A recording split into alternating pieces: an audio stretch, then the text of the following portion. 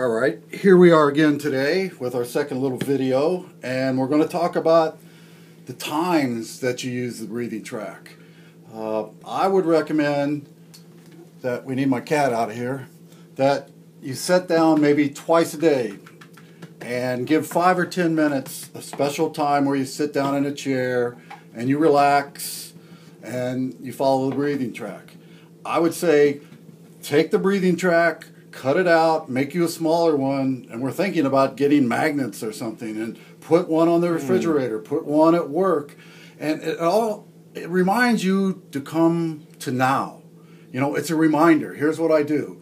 And every thought that you get into, especially an emotional trigger thought, you should go to the breathing track right away and just practice and see if you can stay on that without leaving now. Because each time you get a little better at that, that's where PTSD fuels. When you leave the present moment, it lives in the past and the future. So when you're on the breathing track and you're going around, relax. Inhale. Relax. It's a friend. Don't put any pressure on yourself. Don't think. Don't judge how you're doing. Just follow it and breathe slowly. And then we're going to bring some hearing in. Try to hear the sound of your breath going through your nostrils. Every cycle, pick up something lower and lower decibel level. If you're lucky enough to have a plane flying over, follow that plane with your ears and see how far you can hear as you are on the breathing track.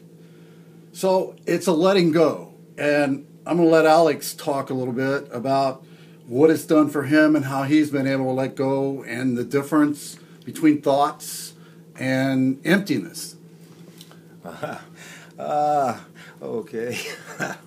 Well, it is a friend. It has truly turned into a friend. And every time I go to it now, I've been working with it pretty intently for the last 3 or 4 months. Through its inception, I've always had an attraction to the infinity sign, and this model of Marty's has some similarities to it. And I find that the balance of the inhale and the inhale and the transition, and that mirrors when we do the exhale and the transition, that timing really settles the mind. And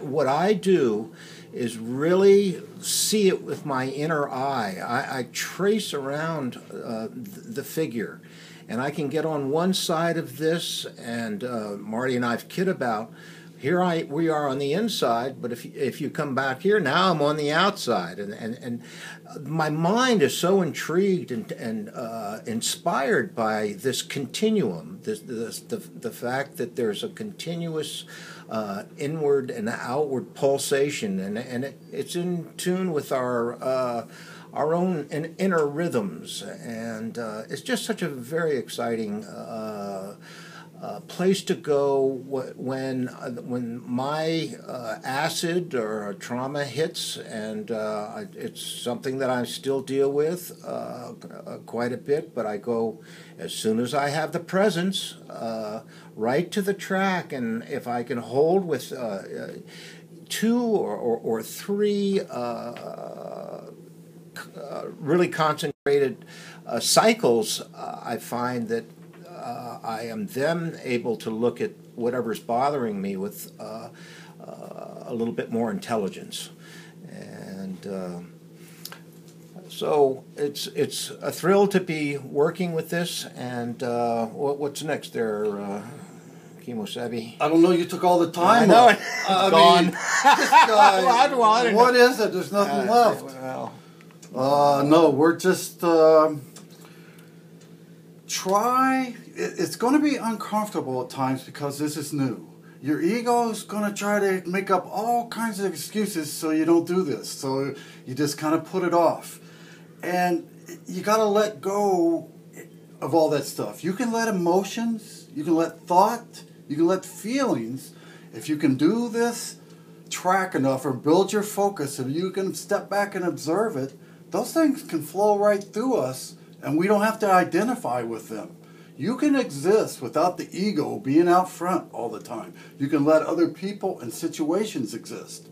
And from having this track and building my focus, I took this out and went to my triggers. And I started practicing, and they faded. This works. So that's a whole nother. Yeah, that's a whole nother thing. But I got another half hour, but he took my time up, so we're done. Okay.